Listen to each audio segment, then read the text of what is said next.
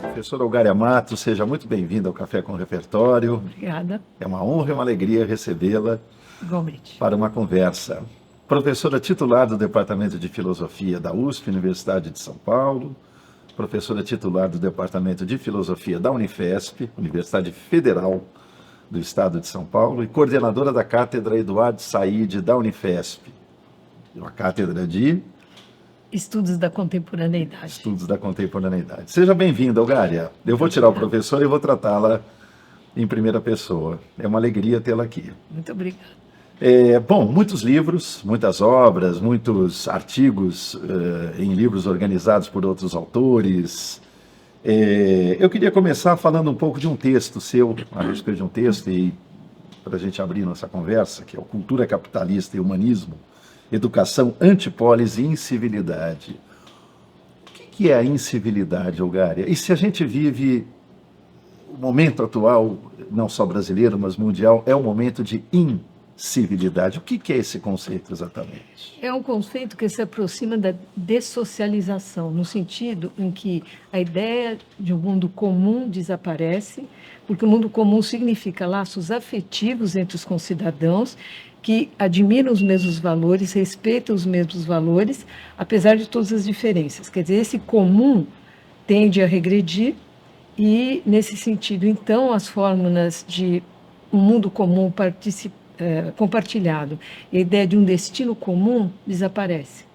Então, com isso, você tem uma espécie de valores que são privatizados, então cada grupo passa a ter a sua maneira de ser, de pensar, de agir, de se comportar e no limite de suas próprias leis, porque tudo isso decorre também de uma fragilização do Estado como a instância de mediação entre a multiplicidade dos interesses e a universalidade dos direitos, né? Então, como existe um processo de desinstitucionalização das instituições, então as pessoas perdem a confiança nas suas instituições e, com isso, elas vão procurar outras formas de proteção e de resolução do seu mal-estar ou das suas necessidades em outras instâncias que não aquelas que tradicionalmente se inscreviam nas diversas instituições.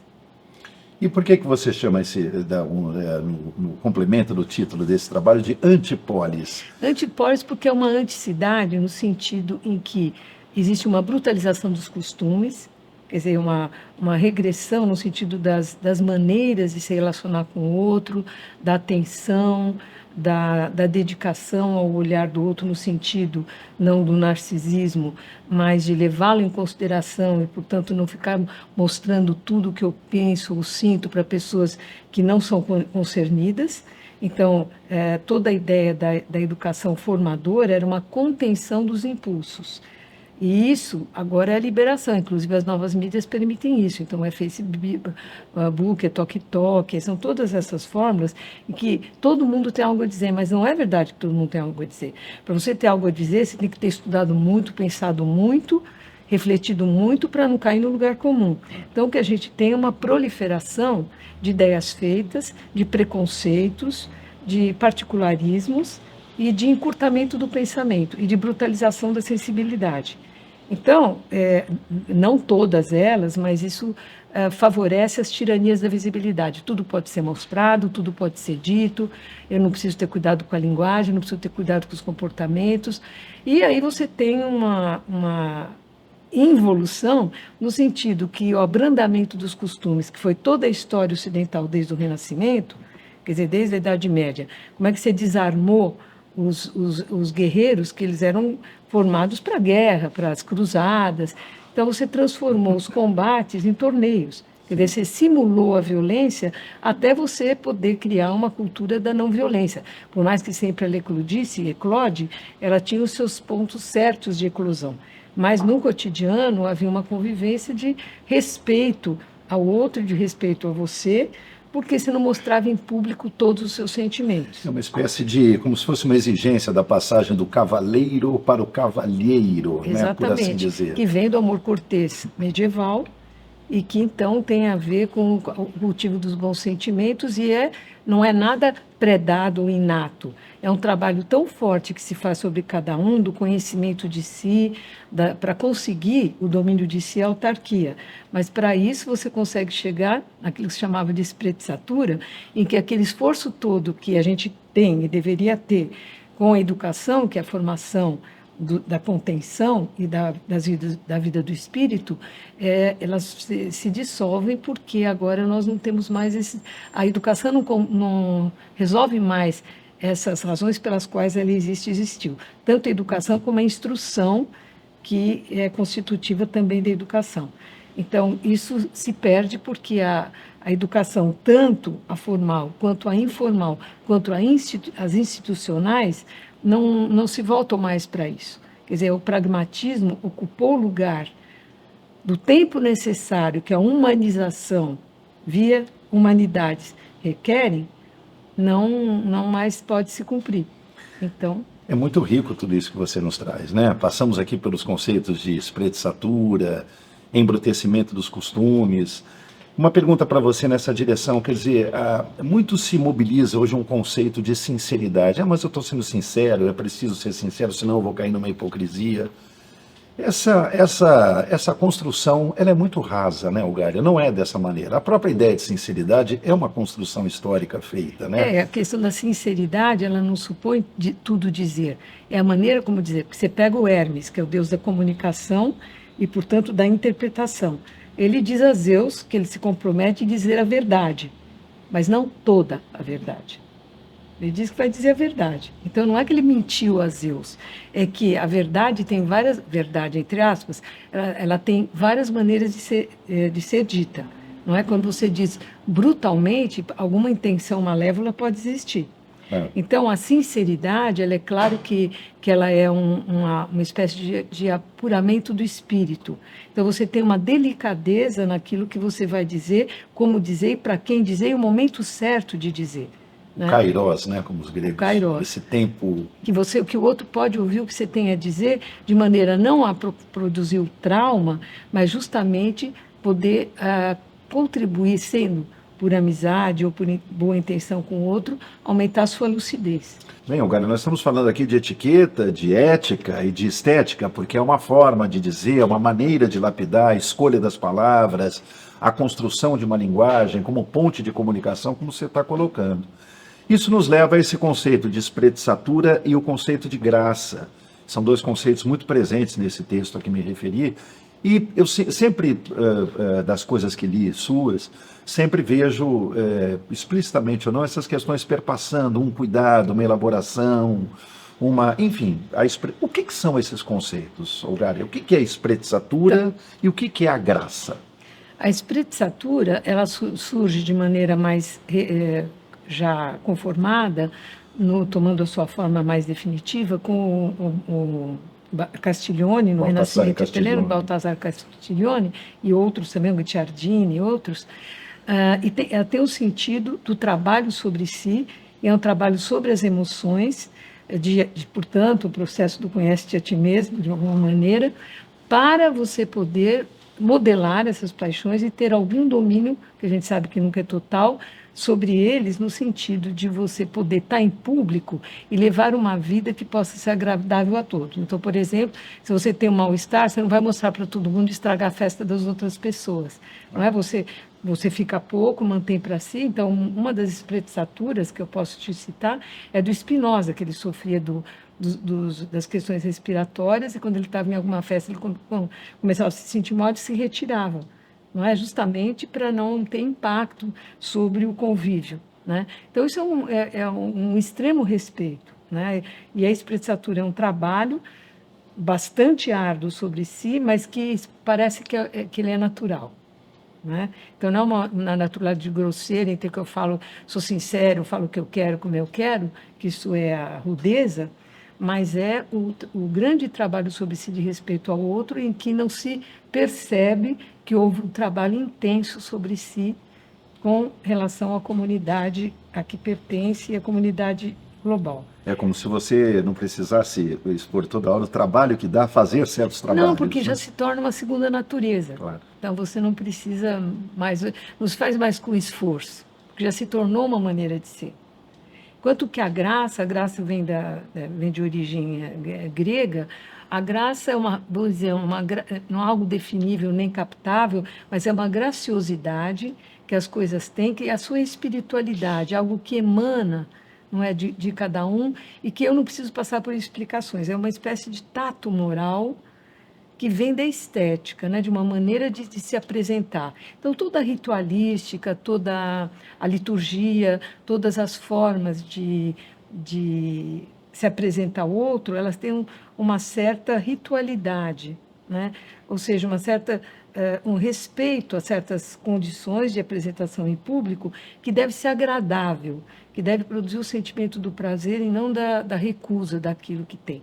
Então, eu cito o exemplo da democracia grega, que ao desalojar os aristocratas, então tinha suas maneiras, se diferenciava do conjunto da população, porque era chamado bem educado, então tinha as suas maneiras de relacionamento. Na democracia tem que se acabar com isso, porque todos são iguais, e os aristocratas se diferenciavam como os melhores nos hábitos, os melhores na política, os melhores no conhecimento. E, com isso, eles começaram a ver que a democracia não tinha um ritual, né? Não tinha um cerimonial. Então, eles foram lá consultar o Areópago, que eles não acabaram com o Areópago, que eram os anciãos, o Conselho dos Anciãos, mas foram se consultar com eles quais eram as maneiras para poder reger a Assembleia do Povo. Olha que Né? interessante. Então, e com isso você tinha política e graça. Quer dizer, e quem presidia as assembleias era Afrodite, era a deusa da beleza e do amor. Né? Por quê? Porque a filia, o amor para os gregos, é um laço afetivo entre os cidadãos, que pertencem a uma polis, que é uma cidade em que ela é amada por todos. Que interessante isso. Perdemos isso no mundo contemporâneo? Completamente, porque mudou tudo historicamente, o mundo foi se complexizando, a economia, a tecnologia, são todas formas que são inimigas do pensamento, porque o pensamento é lento, a tecnologia quer respostas rápidas, e com isso vai afastando todos aqueles saberes que exigem tempo, que exigem dedicação, que exigem reflexão. Então, com isso, toda essa fórmula que a gente chama de humanista, que é uma tradição que vem dos árabes, que vem dos judeus, que vem do cristianismo, que se encontrou no Ocidente, no cruzamento dessas três religiões que nos formaram, e que perdem a sua força agregadora. Né? A partir do desencantamento do mundo, quer dizer, da perda do papel civilizatório que as religiões tinham. Quer dizer, então, as religiões elas sobrevivem, eu posso até exagerar dizendo, uma espécie de mercado religioso. Porque é óbvio que as pessoas, quando vão para uma religião, elas vão porque ela tem algum sofrimento, para resolver algum problema. Ou uma perda de um ser amado, ou a perda de um emprego, ou uma angústia que exista, vai para uma religião. Essa não resolveu o meu problema, eu mudo de culto. Claro. Né? Então, uma espécie de mercado Uma busca religioso. de eficiência, né? Então, esse desencantamento do mundo, quer dizer, a perda do sentido místico, mítico, sagrado, profético da natureza, etc., ela determinou, vamos dizer, um esvaziamento das crenças, claro, mas como organizadoras da vida, quer dizer, não estou falando da crença supersticiosa, falando daquilo que é agregador e que podia trazer um certo consolo para a alma aflita. Né?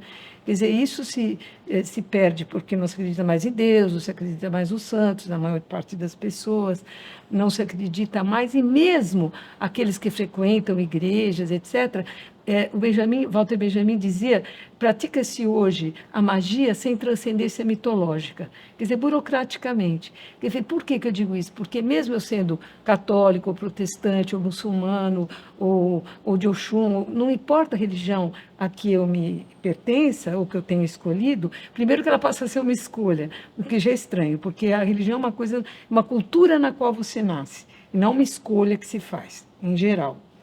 E, a não ser com muita reflexão, por várias vezes, e não porque existe um lobby que te pressiona a novas epistemologias, como é moda dizer hoje. Então, com isso, a religião perde o seu caráter propriamente religioso, que é o do conforto da alma. Para você ter uma ideia, a palavra conforto, na sua origem, ela significou consolação. Hoje o conforto é um conforto burguês, é um conforto para poder estar numa casa bem confortável, pegar um ônibus melhor, Um enfim. sofá confortável, uma Confortável, ele cama virou uma confortável. coisa, são as coisas que te dão conforto. Perfeito. Gária, você também no texto mencionado fala em algum momento, quer dizer, está diretamente ligado à ideia de graça e de espreitatura, com a ideia de que a literatura, as artes, elas são elementos fundamentais, inclusive no savoir-vivre, né? Um certo gracejo do viver, né? Uma certa forma de você poder apurar os sentidos e ter uma relação mais de degustação com o mundo, não voraz, como de uma certa maneira o mundo do consumo e do consumismo vai nos colocar. É isso mesmo, quer dizer, para além de uma função direta, a literatura serve para isso, as artes para aquilo, ela tinha uma coisa de fortalecimento desses laços sociais, né? Uma coisa que nos ajudava a essa coisa do savoir-vivre. É isso mesmo? Então, a ideia da educação humanista, e só existe educação humanista, que se perdeu.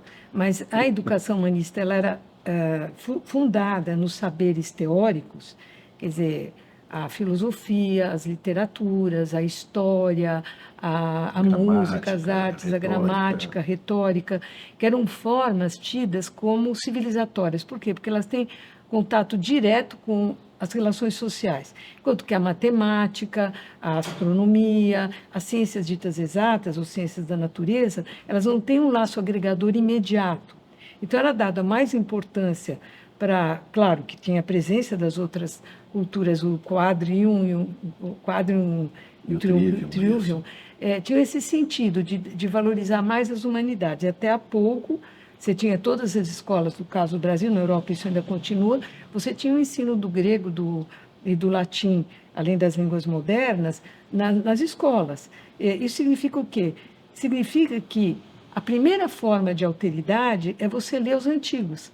É a primeira experiência de uma língua que não atua, numa língua dita morta, que ela não é morta porque ela continua viva nas línguas faladas hoje, mas elas eram tratadas como línguas mortas, mas elas são a única forma de alteridade que o estudante fazia para ler uma língua estrangeira e te tirar do seu dia a dia e da ideia de que a modernidade é a única que eu criei, inventei tudo, e ao mesmo tempo uma experiência de uma outra época, de uma outra visão de mundo, de uma outra linguagem, para poder reconhecer o que é continuidade e o que é ruptura. Né? Então, a literatura e a filosofia eram, por excelência, e a história eram formas civilizatórias e humanizadoras, no sentido de trabalhar o nosso mundo interno. Sobretudo a literatura, porque a literatura ela é capaz de captar nas personagens literárias aquilo que nós vivemos de maneira dispersa no nosso cotidiano. E a força que as artes têm é de transformar a dor em beleza. Quer dizer, porque se eu for falar da dor repetindo a dor, eu caio no realismo socialista. Então, muitos até analisam que a queda do Muro de Berlim vem disso, quer dizer, era muito realismo. Quer dizer, você falava das filas feitas para as coisas, da carência, do sofrimento, coisas que as pessoas já viviam. Elas vão para o teatro para ver a mesma coisa, quer dizer, e do mesmo jeito, quer dizer, não elaborado. Aí eu penso no Teatro Cabu. Quer dizer, o Teatro Cabu, depois da catástrofe das bombas sobre Hiroshima e Nagasaki, ao invés de cair na depressão e na vitimização, inventaram o Teatro Kabuki. Não é? Então, uma forma de sublimação que não despreza o que se sofreu, mas transforma o sofrimento numa outra coisa. Que interessante isso tudo, né? Que análise refinada você nos traz do jogo do pensamento, né? Um prazer sempre poder te ouvir, Gária. Obrigada. Perdemos isso, quer dizer, os clássicos ainda têm algo a nos dizer, todos eles. Essa é uma pergunta muito ampla, ainda mais com uma professora de filosofia. Estou falando de quem? De Ovídio, de Sócrates, de Baltasar e Castiglione, estou falando de quem? Mas, assim, o que faz o clássico um clássico? Então, o clássico um clássico, Burckhardt definiu bem. Ele se perguntava o seguinte, na cultura do Renascimento. O que é uma grande personagem histórica ou uma grande obra? Ele diz, os grandes navegadores.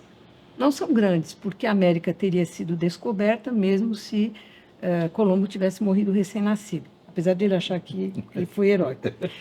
Mas a obra, a Transfiguração de Rafael, não teria sido pintada se ele não a tivesse feito. Então, grandes são aqueles sem os quais o mundo seria incompleto.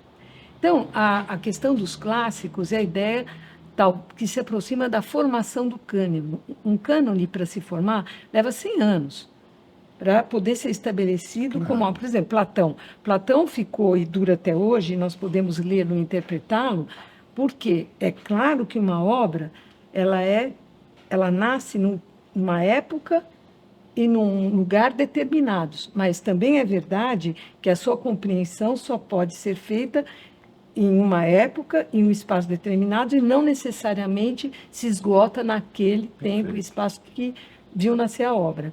Portanto, o clássico é aquilo que atravessa a barreira do tempo, e em qualquer momento que nós frequentemos as obras, elas terão algo a nos dizer. Então, as obras que deveriam nos formar não são as obras que estão na mídia, porque na mídia qualquer um tem acesso. As escolas deveriam transmitir aquilo que não está na mídia, os clássicos. Ou seja, aqueles cuja profundidade temporal fez permanecer no tempo. Platão não tinha nenhuma mídia que o promoveu. Claro. Ele atravessou do século V até hoje, como os pré-socráticos, ou como Homero e outros autores do início da civilização ocidental, e da oriental também, a gente pode pensar no Mahabharata e outros. Por quê? Porque tem alguma força própria, como a Bíblia, que os fez durar. Não é por uma decisão de uma mídia que promove o autor sem obra para fazer dele uma figura pública, que aí dá aquela produção de uma força literária ou artística que não tem. Quer dizer, dura 15 minutos e desaparece. Sim. Então, o clássico é aquilo único capaz de nos fornecer experiências de alteridade, como eu disse, e experiências de conhecimento, porque você se distribui naquelas personagens, em algum ponto você pode se aproximar do que você viveu ou vai viver. Então, é aquilo que é capaz de transmitir experiências que podem trabalhar a nossa vida, a nossa compreensão e a nossa sensibilidade. Sempre para além das realidades imediatas, né? Sim, sempre do imediato, quer dizer, elas são capazes de nos colocar no imediato, quer dizer, não é nada de compreensível de forma racional, mas algo que já nos prepara a uma certa relação com aquilo que nos acontece, as contingências da vida. Claro. Quer dizer, então a literatura, a boa literatura, eu faço aqui a diferença, não é tudo a literatura, porque os PNE, os Planos Nacionais de Leitura, tudo agora não tem mais literatura, agora tudo é escrita. Né? Então, tudo é literatura, bastou ser escrita. Literatura não, são aquelas obras consagradas pelo tempo, não por uma ideologia ou por um grupo. Né? Então, todo esse é um processo que não é racional, é ligado a uma certa ideia de tradição não no sentido de algo que é imposto no presente, porque uma tradição, quando ela é imposta, ela não é mais tradição, ela é um fardo. Sim. Mas a verdadeira tradição é aquela que desconhece as suas origens e é aquela que é capaz de nos dar uma continuidade com aqueles que vieram antes de nós, para nós podermos, por nossa vez, transmitirmos à nossa posteridade. Agora, quando você fala da literatura e da que hoje passou o conceito de tudo é escrita, quer dizer, você reestabelece com o mundo, uma hierarquia. Então, duas questões para você nessa direção. Quer dizer, nem toda hierarquia, nem toda construção ou constituição de uma hierarquia significa algo autoritário. E, de outro lado, parece que hoje, redes sociais, mídias sociais, vários nomes para isso tudo, a gente parece que caímos no reino de uma espécie de um opinativismo permanente, todo mundo opina sobre qualquer coisa, sem ter a menor ideia sobre o que está falando. Então, é isso mesmo, quer dizer, hierarquias são importantes, Olga? Então, hierarquia passou a ter o sentido, sobretudo depois das ditaduras, como um sentido de de castas, né? Quer dizer, você tem uma casta dominante que se sente melhor do que as outras, e no igualitarismo isso não funciona. Mas, na verdade, a hierarquia, quer dizer, a palavra é o governo dos hierarcas, que é sagrado, é o domínio do sagrado. Mas a hierarquia, hoje, ela não é, hoje nas empresas é mando e obediência. Mas nas humanidades, Isso. a hierarquia não é um mando, ela é uma responsabilidade. Olha que bonito isso. Como assim? A responsabilidade daquilo que você tem como detentor, que durante muito tempo outros se esforçaram para transmitir a você, você acabou assimilando e depois você tem a responsabilidade de transmitir. Por quê? Porque a hierarquia, no sentido de uma tradição cujas origens se desconhecem, ela tem uma função de trazer para o presente aquilo que vivemos hoje, que é uma crise antigenealógica. Quer dizer, se vive a ideia de que eu não devo nada ao passado, que tudo que eu sou hoje eu devo ao que está se fazendo hoje. Quer dizer, a primeira maneira de dissolver essa ilusão é a linguagem. Ela vem sempre de um outro. A vida nos vem sempre de um outro. Né? Mas a ilusão hoje, quando se recusa todos os saberes que trabalham com o passado, é a ideia que a tecnologia prescinde do passado. A ciência não deveria, mas a ciência pode se desenvolver prescindindo do passado. Mas o que seria a literatura sem o passado, sem a história da literatura? O que seria a filosofia sem a história da filosofia?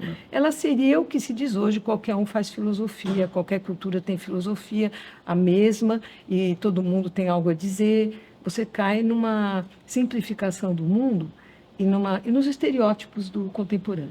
Que bacana isso. E você entende que estamos nessa situação, né? Quer dizer, com certeza. Opina-se sobre qualquer coisa de forma absolutamente reducionista e simplificada, não, perdão, de um simplismo impressionante. Perdemos um pouco essa noção, né? Porque sua fala me traz a ideia, na maneira como você está conceituando hierarquia, da ideia de respeito.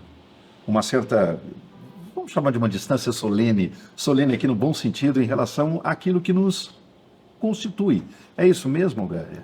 Claro, você tem a ideia de respeito, respectare, etimologicamente, é olhar de novo, é cuidar. Então, o cuidado com as coisas, o cuidado com o outro, são formas de respeitar essa coisa, não no sentido de submeter, e nem porque eu sou obrigado a isso. É a ideia de um reconhecimento sincero de que eu recebi algo que eu valorizo de um outro. Então, você tem é próximo da admiração. Claro. Quer dizer, a admiração, ela não é inveja. Admirar, né? É olhar de novo também. Olhar de novo, então, isso. olhar para.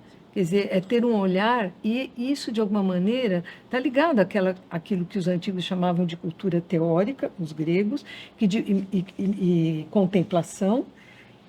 A Idade Média chamou de meditação, coisas que hoje desaparecem, a não ser remanescentes disso, mas são formas, vamos dizer, reificadas daquilo que era vivo, que são fórmulas não estou desvalorizando, mas formas atuais de relaxamento, de busca de um mestre-guia, de um guia de consciência, enfim. São todas formas de dependência, enquanto que a admiração, o respeito, vem justamente de uma autonomia. Interessante, que coisa bonita, que caminho de construção de pensamento. Agora, você em algum momento aqui, você fala que toda educação é humanista em si mesmo. Como é que é isso exatamente? Não, a educação, no sentido forte da palavra, ela é formadora. Ela é formadora... Ela não é só instrução. Não, né? É só instrução, ela é formadora, e por isso é que ela se vale para a instrução daqueles clássicos capazes de formar o espírito e de formar o pensamento, ou seja, fornecer todos os elementos para que cada um decida por si mesmo, e não em estado de autonomia, não de heteronomia. Eu espero que de fora venham as fórmulas para eu resolver um problema. Você fala também que dentro, eu acho que assim, nesse caminho que você está construindo, a universidade cultural acabou dando lugar cada vez mais às indústrias culturais. Houve uma perda mesmo, né? Uma espécie de uma redução disso. Gostaria que você explorasse isso. O que você está chamando de uma universidade cultural e de que maneira que ela tem dado lugar a um outro tipo vamos chamar de construção do saber na forma de na ausência de uma expressão melhor, Gália? Como é que é isso? Olha, as universidades hoje, elas tendem, sobretudo no Brasil, são duas questões. Uma é a invasão do administrativo com o poder sobre o intelectual. Quer dizer, então, o nível do que é exigido dos professores, até pouco tempo, você tinha um corpo de secretários especializados que o faziam. Agora, os professores são obrigados, pelo impacto da influência norte-americana e pela universalização dela, a produzirem a terem índices de produtividade. Claro. Ou seja, tudo é quantificado, quer dizer, quantos artigos publicou, quantos livros, quantos capítulos, quantos congressos, Ou seja, então existe inclusive uma hierarquia. E nas revistas. Que tem revista A1, A2, A3. E tudo isso é uma maneira de ir preenchendo a prática, porque qual é a prática mais importante do professor? É preparar a aula e o momento da aula. É a coisa mais importante de um professor pesquisador. É ter o tempo para preparar uma aula, para poder transmiti-la de maneira a mais conscienciosa possível. Ora, o que acontece hoje? Hoje os professores correm com tudo, eles têm milhares de estudantes, orientadores, bancas, orientandos, bancas, necessidade de participar de congresso, preencher, o tempo que mais se perde é preenchendo fichas. Fichas, por quê? Porque como a ideia da sala de aula não conta mais, porque a sala de aula não é apenas um lugar de transmissão de fórmulas, é uma ideia de convívio entre pessoas que aprendem a se conhecer e cria-se uma filia. Sim. Né? Portanto, é um espaço de socialização. E o professor, ele não é um mediador entre a mídia e a sala de aula.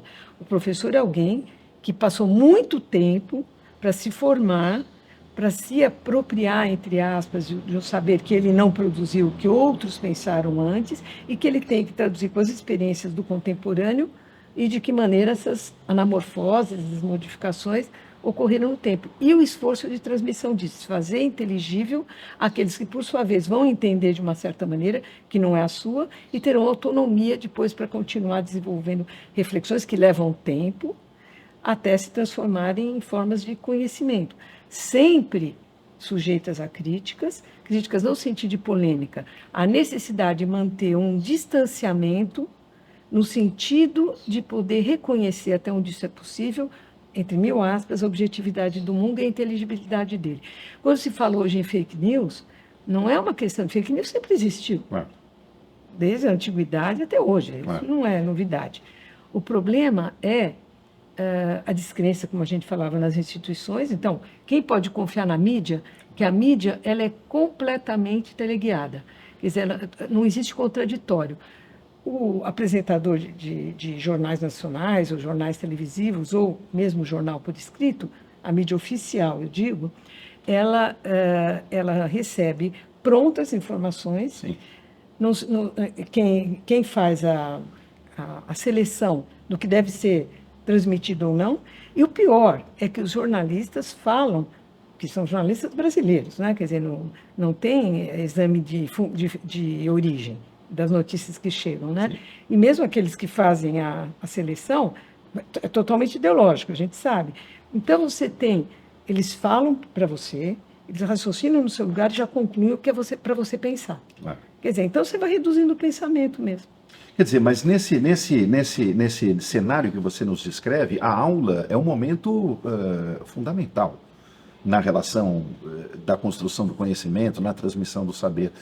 Uma aula de hoje, cada vez mais submetida ao que a gente pode chamar de uma razão instrumental, desaparece isso tudo, né? Vira uma aplicação de checklists para você colocar na vida, né?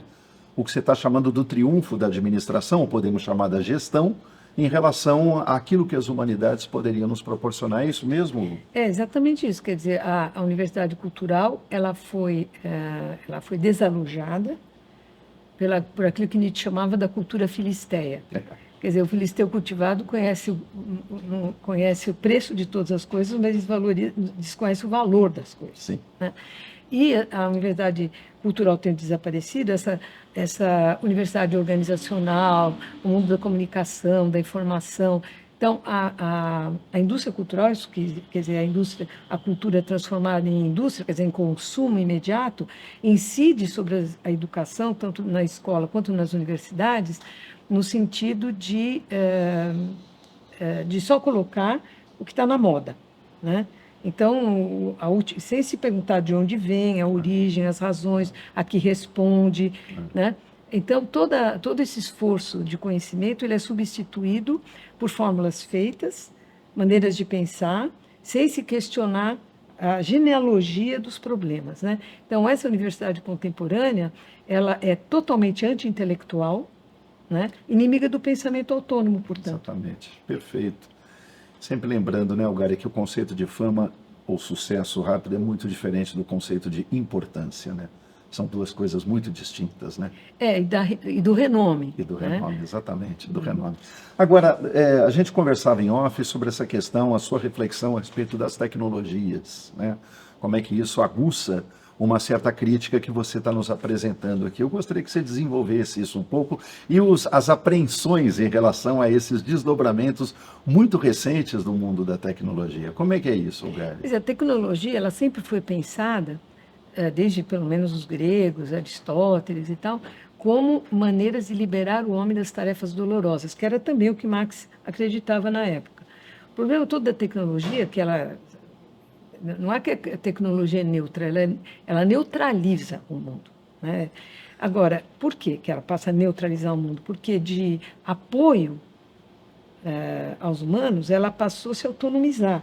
Nós somos agora funcionários da tecnologia. Quer dizer, quer você queira ou não, você é obrigado a ir. Qualquer coisa que você vai fazer, você é obrigado, desde laboratórios médicos até inscrição na universidade, passando por pedidos de aposentadoria. Não importa o que você vai fazer, você é obrigado a fazer pela internet. Não funciona, trava, é difícil. Quem produz o programa, ele pensa numa coisa e todos são obrigados a ir atrás sabendo o que ele pensou e como resolver aquele problema.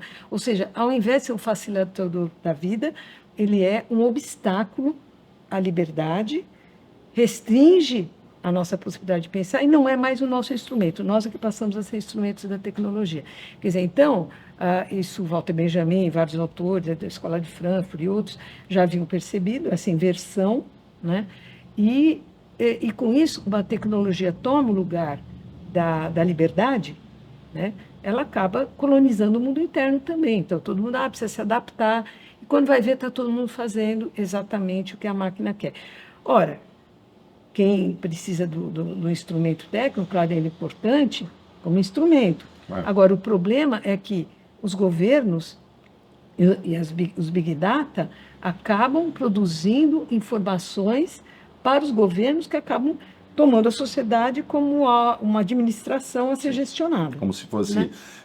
A gestão de uma sociedade, digamos assim, fosse apenas forma de lidar com dados e informações. Você dizia também nessa direção, Gali, aqui em off, numa conversa muito bacana, da coisa do chat GPT e depois a inteligência artificial. Eu dizia, bom, a inteligência ela não é a reprodução e a reorganização daquilo que já existe. Eu gostaria que você pudesse... Não, eu conheço mal o problema, mas a questão, até onde eu sei, o site, o chat LGBT, ele procura as repetições na internet, coisas nos pilham, né? Eles não pagam os direitos autorais, como se valesse a pena, e eles pegam a repetição, né? Aquilo que se repete maior número de vezes, eles montam um texto perfeito, só que sem alma. Não é porque a inteligência artificial não existe. Existe artificialidade na produção do material, porque quando a inteligência é justamente o que escapa à repetição. Claro. E a criação é o que escapa, o novo é o que escapa, e a internet só pega o que se repete. Então, isso se passa a ser frequentado, ele dará resposta, eventualmente, a uma questão imediata. O pior é quando começar a formar as pessoas por coisas que já são predadas e encurtam a possibilidade de imaginar e de ampliar o mundo Claro. e ver outras coisas. Roubam a imaginação. Inteligência precisa de um valor de originalidade, então. Precisa. Agora, a inteligência vai se limitando, ela vai se empobrecendo.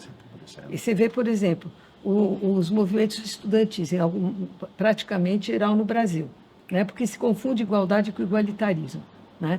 Quer dizer, o Adorno e Horkheimer, quando eles escrevem o ensaio sobre a indústria cultural, eles dizem que os deserdados da cultura são os verdadeiros herdeiros da cultura, quando ainda a educação humanista tinha alguma importância. O Adorno até conta que em 1966, uma coisa assim, na Universidade de Hessen, na Alemanha, todos os formandos em qualquer área passavam por um exame oral de filosofia. Até a minha geração ainda tinha exame oral para poder entrar na universidade quando era uma coisa séria, né? Para não massificadora, né? Porque não houve uma democratização da cultura, houve uma massificação. São coisas diferentes, né? A massificação significa que a verdadeira cultura é inacessível às grandes massas, então é preciso diminuir as exigências, né?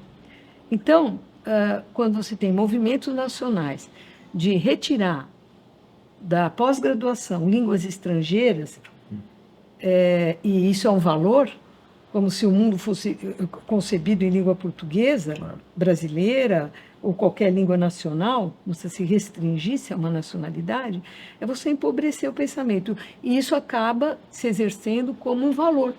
É melhor não saber do que saber, ignorar do que buscar conhecimento, porque só se vai buscar o que já se sabe.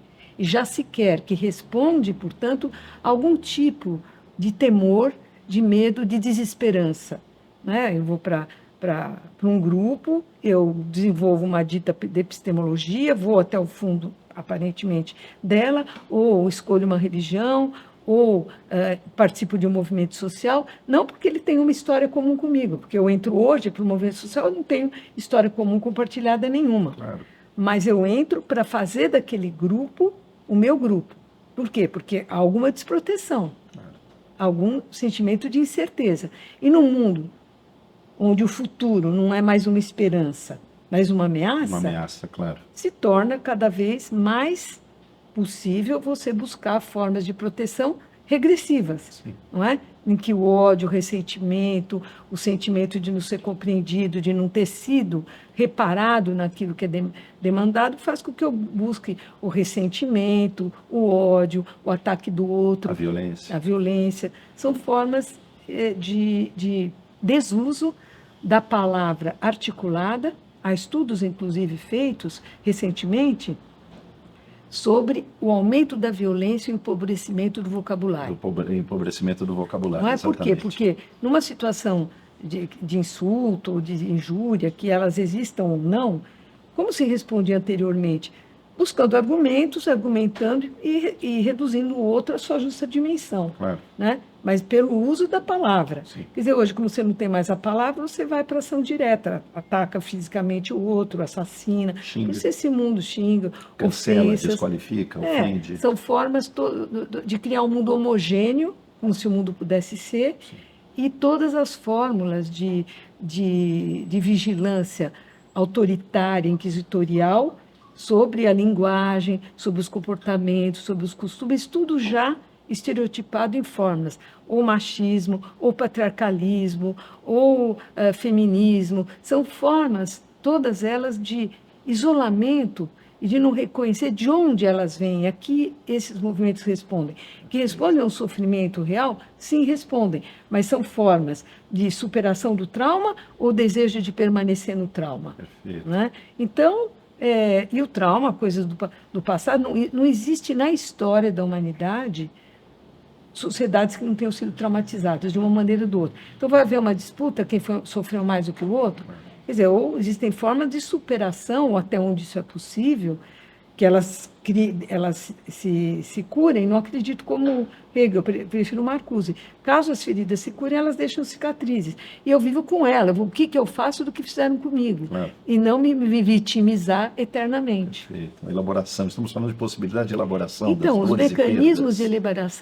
de elaboração, eles são substituídos por movimentos de pertencimento que Walter Benjamin chamaria de historicistas, ou seja, eles são produzidos para funcionar por uma história história para um mundo sem história, né? Agora, é interessante, Olgária, porque você também chama atenção bastante na sua obra, nos seus, enfim, nas suas intervenções, na cola disso tudo que você está nos trazendo, e já para baixar nossos trens de pouso, exatamente na cola da sua argumentação, como nos infantilizamos como sociedade, né? Como existe uma espécie de um caminho cada vez maior de infantilização. Aluno que vira cliente, todo mundo que vira consumidor, quer dizer, todos esses dispositivos, de alguma maneira, patrocinam esse caminho mais regressivo, essa ausência de uma mirada adulta, né? E, portanto, de uma infantilização permanente de tudo e de todos. É isso mesmo, Olgária? É uma infantilização. Quando você pensa que uma jovem como a Greta, quer dizer, ela dá bronca nos adultos sobre a questão climática, quer dizer, houve alguma inversão aí. Quer dizer, então, um mundo adulto, dos mais velhos, demissionou da sua função, não é? Então, você tem uma inversão de valores e uma infantilização da sociedade como um todo, basta ver o tipo de publicidade que existe, e programas de televisão para criança. Quer dizer, você vai pega Peppa Pig, por exemplo, na televisão, que é um programa infantil. Inglês? Inglês.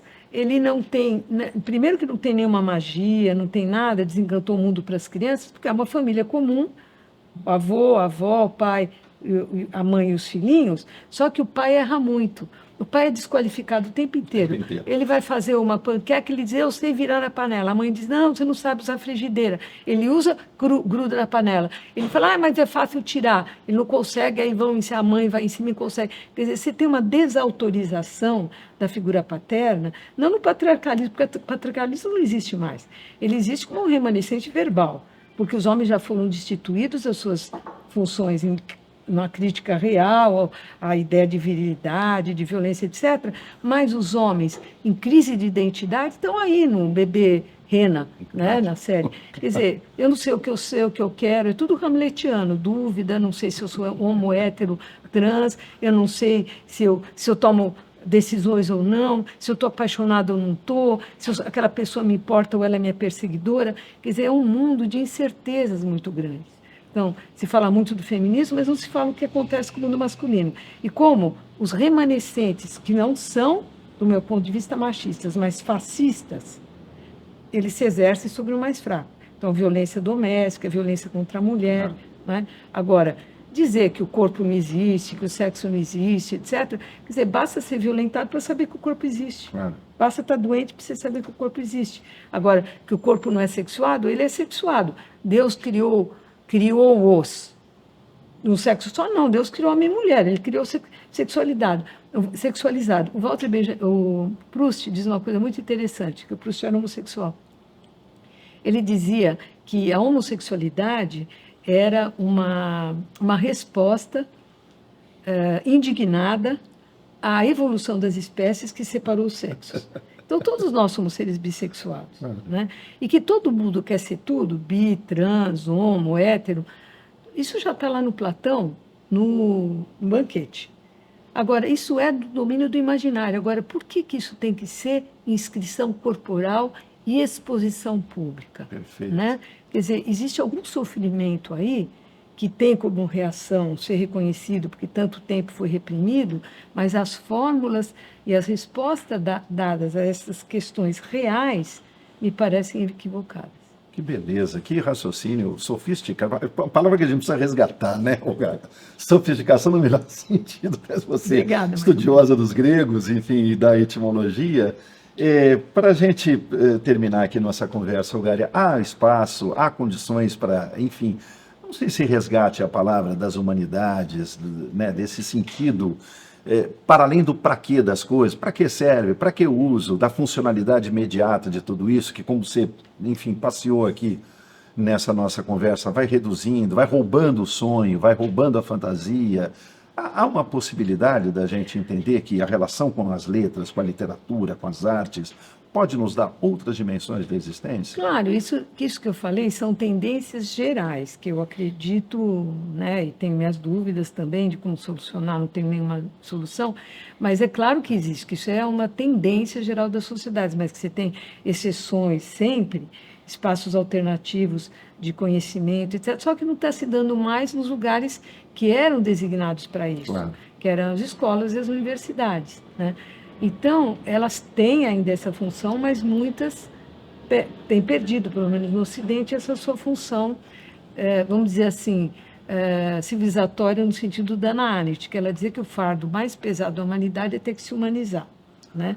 E o Freud também falava disso. Então, ou seja, elaborar as pulsões, né? As pulsões destrutivas. E fazer um eros, quer dizer, um desejo crescente de vida, Afirmação e não da vida, né? da afirmação da vida e não da sua negação permanente de recusa do outro. Porque a vida é um jogo, né? Você não, num jogo de xadrez, o Nietzsche dizia, você não pode tirar nenhuma peça, porque senão o jogo não existe. Olgária, obrigado. Obrigada Prazer a você. recebê-la. Obrigado pela aula. Imagina. Obrigado obrigada a pelos vocês. esclarecimentos. Espero que possa ser, em parte, útil. Que bom. Muito obrigado. Obrigada a você.